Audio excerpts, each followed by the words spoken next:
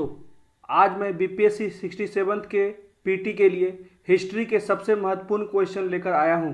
आइए शुरू करते हैं। हमारा फर्स्ट क्वेश्चन है, निम्नलिखित में से कहां पर सप्तपर्णी गुफा स्थित है? हमारे ऑप्शंस हैं, ऑप्शन ए पावापुरी में, ऑप्शन बी राजगृह में, ऑप्शन सी नालंदा में, ऑप्शन डी सांची में, ऑप्शन ई इनमें से कोई नहीं या उपरोक्त में एक से अधिक। तो इसका सही उत्तर है ऑप्शन बी राजगृह में।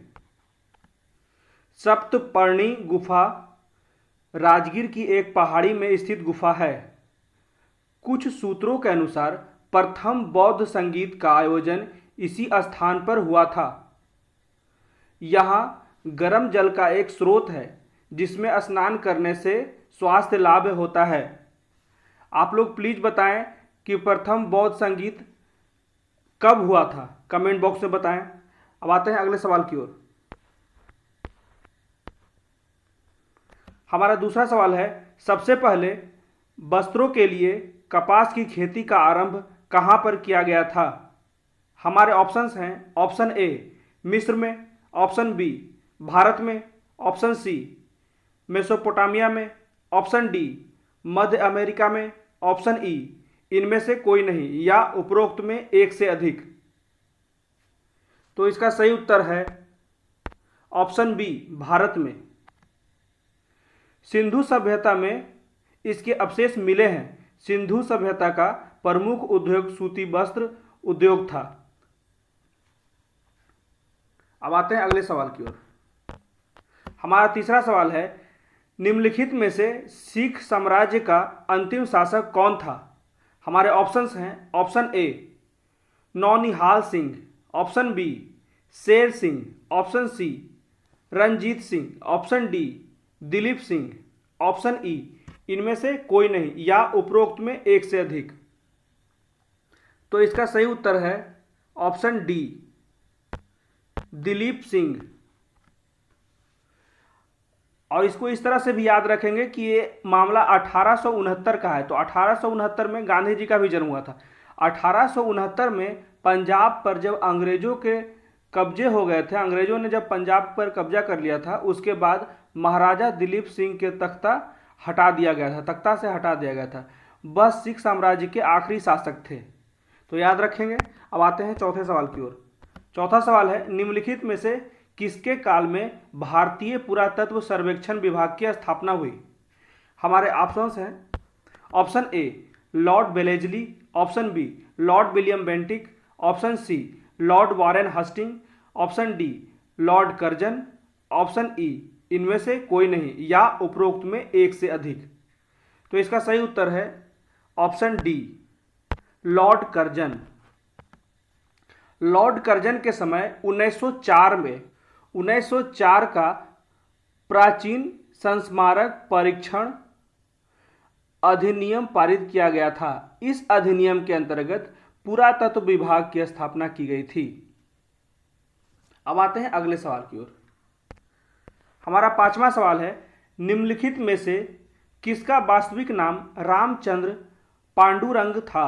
Option A Tatya Tope, option B Mangal Pandey, option C Kunwar Singh, option D Nana Sahib, option E इनमें से कोई नहीं या उपरोक्त में एक से अधिक।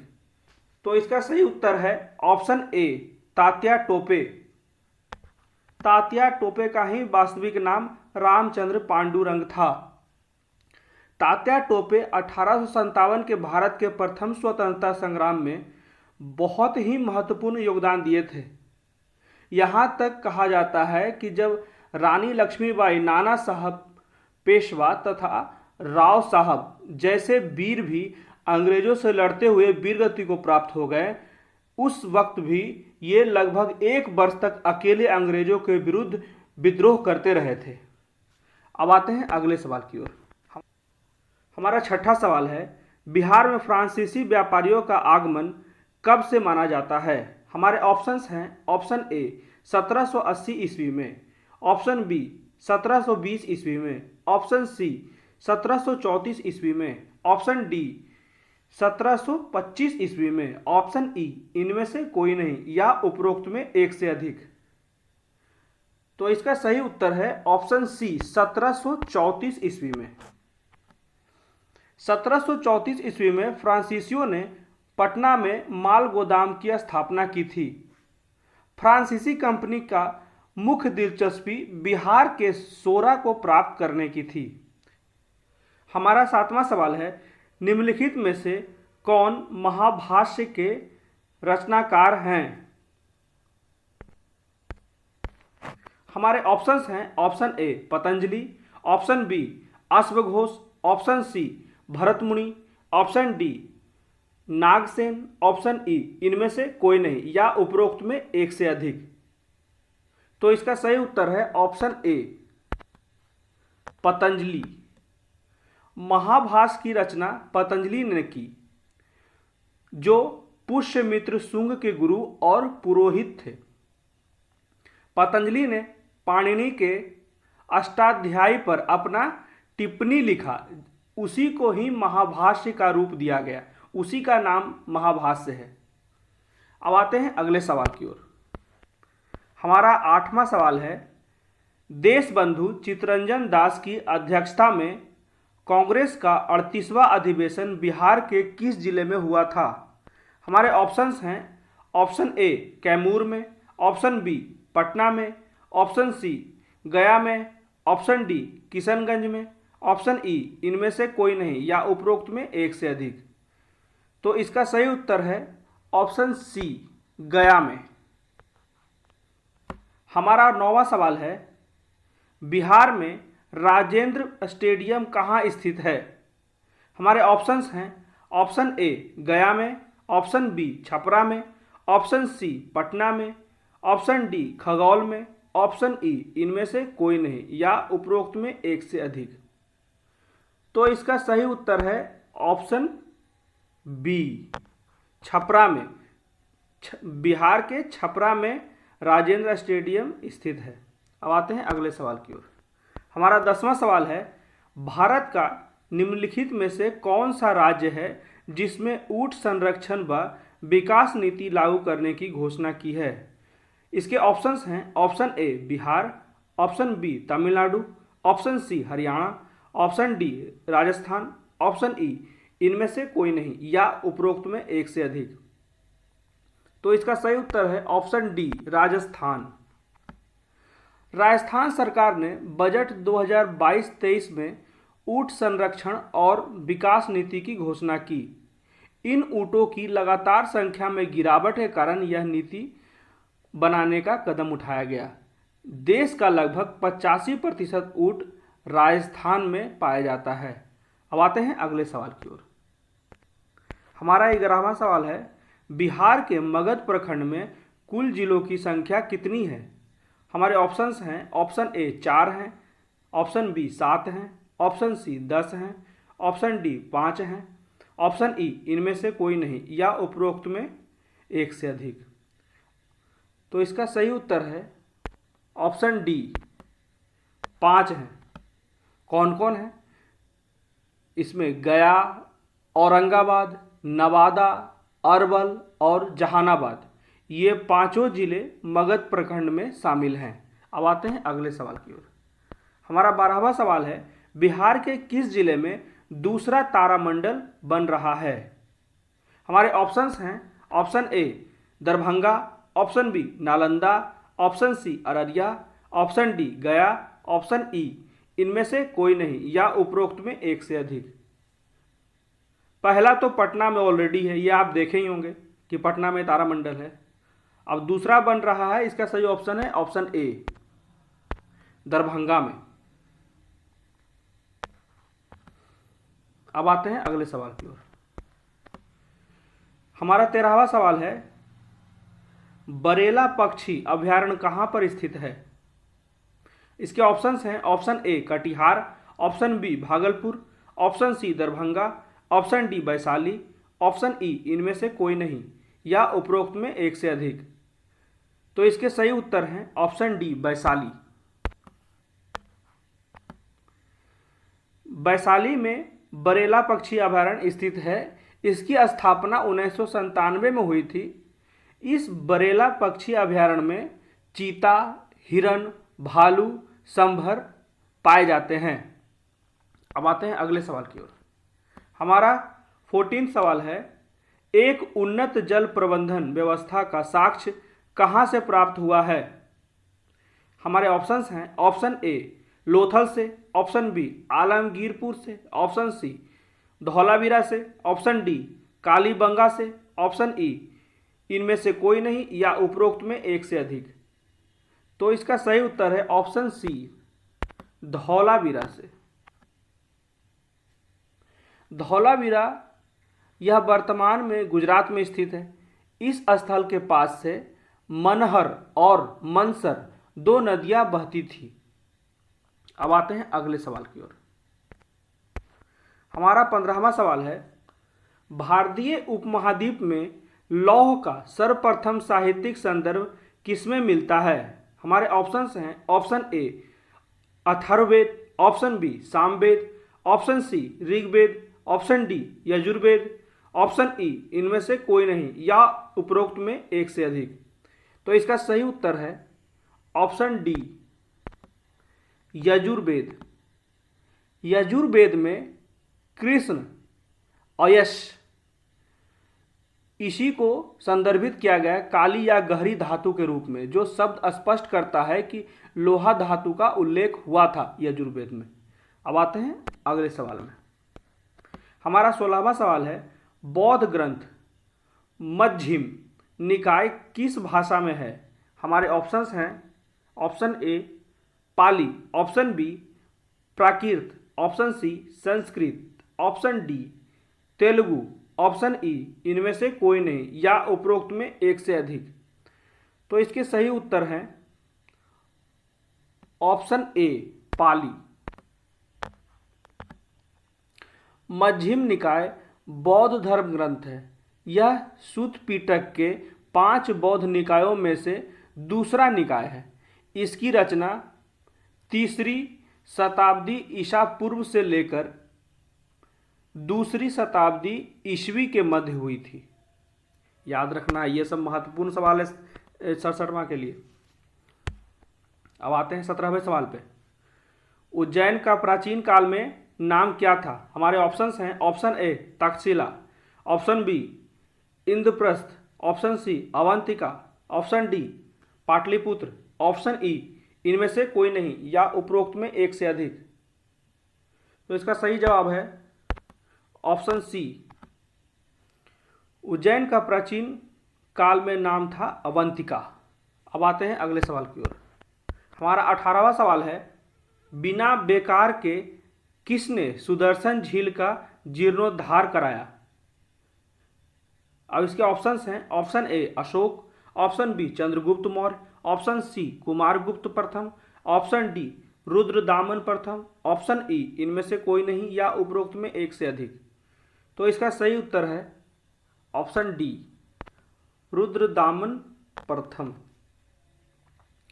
शक वंश का सबसे प्रसिद्ध शासक रुद्रदामन प्रथम था, जिसने 170 ईस्वी में गिरनार के निकट सुदर्शन झील की मरम्मत बिना बेगार लिए ही कराई थी, जो कि मौर्य वंश के शासक चंद्रगुप्त मौर्य के आदेश पर बनाई गई थी। अब आते हैं अगले सवाल की ओर। हमारा 19वां सवाल है, भारतीय मुसलमानों के पृथक राज्य के लिए पाकिस्तान शब्द का प्रयोग सबसे पहले निम्न में से किसने किया? हमारे ऑप्शंस हैं, option A M.A. Jinnah, Mohammad Ali Jinnah, option B sir Mohammad Iqbal, option C Chaudhry Rahmat Ali, option D sir Aga Khan, option E इनमें से कोई नहीं या उपरोक्त में एक से अधिक। तो इसका सही उत्तर है ऑप्शन सी चौधरी रहमत अली। चौधरी रहमत अली भारत के मुस्लिम बहुल इलाकों को मिलाकर एक अलग देश बनाने और उसका नाम पाकिस्तान रखने का विचार रखते थे, जिन्होंने जनवरी 1933 में प्रकाशित एक पर्चे में ये सारा विचार छपवाया और लोगों को बांट दिया। देश के तौर पर पाकिस्तान शब्द का प्रयोग पहली बार इसी पर्चे में हुआ, जो प्रकाशित किया गया था चौधरी रहमत अली के द्वारा। ठीक है, अब आते हैं अगले सवाल की ओर। हमारा 20वां सवाल है, गांधी जी ने सेवा धर्म कहाँ अपनाया था? हमारे ऑप्शंस हैं, ऑप्शन ए दक्षिण Africa, option B Shanti Niketan, option C Bambai, option D Pune, option E इनमें से कोई नहीं या उपरोक्त में एक से अधिक। तो इसका सही उत्तर है ऑप्शन ए दक्षिण अफ्रीका। अब आते हैं अगले सवाल की ओर। हमारा 21वां सवाल है, किस गवर्नर जनरल का महाभियोग का मुकदमा चलाया गया था? तो हमारे ऑप्शंस हैं, option A Lord Cornwallis, option B Lord Wellesley, option C Lord Clive, option D Lord Warren Hasting, option E इनमें से कोई नहीं या उपरोक्त में एक से अधिक। तो इसका सही उत्तर है option D Lord Warren Hasting. Warren Hasting के अन्यायपूर्ण तथा निरंकुश कार्यों के कारण उस पर महाभियोग का मुकदमा चलाया, जो 1778 से लेकर 1795 तक चला, परंतु उसके कार्यों को देखते हुए ब्रिटिश सरकार ने उसका सजा माफ कर दिया। अब आते हैं अगले सवाल की ओर। हमारा 22वां सवाल है, निम्नलिखित में से किसने भारत शासन अधिनियम 1935 को गुलामी का अधिकार पत्र कहा था? हमारे ऑप्शंस हैं, option A doctor Rajendra Prasad, option B Jawaharlal Nehru, option C Mohammad Ali Jinnah, option D Maulana Abul Kalam Azad, option E इनमें से कोई नहीं या उपरोक्त में एक से अधिक। तो इसका सही उत्तर है ऑप्शन बी जवाहरलाल नेहरू। गुलामी का अधिकार पत्र या दास्ता का आज्ञा पत्र बताते हुए उसकी कठोर आलोचना की थी जवाहरलाल नेहरू जी ने। अब आते हैं अगले सवाल की ओर। हमारा 23वां सवाल है, प्रसिद्ध पुस्तक फाउंडेशन ऑफ इंडियन कल्चर के लेखक कौन है? हमारे ऑप्शंस हैं, option A Shri Aurobindo, option B Rabindranath Tagore, option C Sarvepalli Radhakrishnan, option D Bhagwan Das, option E इनमें से कोई नहीं या उपरोक्त में एक से अधिक। तो इसका सही उत्तर है ऑप्शन ए श्री अरविंदो। श्री अरविंदो के द्वारा ही फाउंडेशन ऑफ इंडियन कल्चर लिखा गया था। श्री अरविंदो के द्वारा और भी अनेक अच्छे पुस्तक लिखे गए हैं, जिनमें से हैं the mother, Savitri, Vande Mataram, the life divine. ये सारे पुस्तक बहुत इंपॉर्टेंट है बीपीएससी के लिए, ध्यान में रखिएगा। अब आते हैं 24वें सवाल पे। निम्नलिखित में से कौन भारतीय राष्ट्रीय कांग्रेस के स्थापना अधिवेशन में उपस्थित नहीं थे? हमारे ऑप्शंस हैं, option A G Subramania Iyer, option B Dadabhai Naoroji, option C Surendranath Banerjee, option D justice Ranade, option E इनमें से कोई नहीं या उपरोक्त में एक से अधिक।